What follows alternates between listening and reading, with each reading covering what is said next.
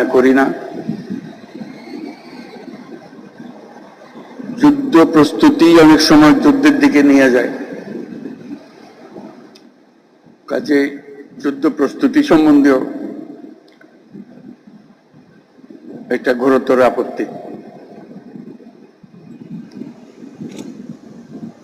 কিন্তু এমন বিশ্বে আমরা বাস করি, প্রতিনিয়ত যুদ্ধের হুমকি আমাদের ঘিরে থাকে। তো সেখানে প্রস্তুতি না নিয়ে থাকা এটা অসম্ভব হয়ে পড়ে। এখন আমরা যখন কথা বলছি তখন আমাদেরই কাছে ভারত, পাকিস্তান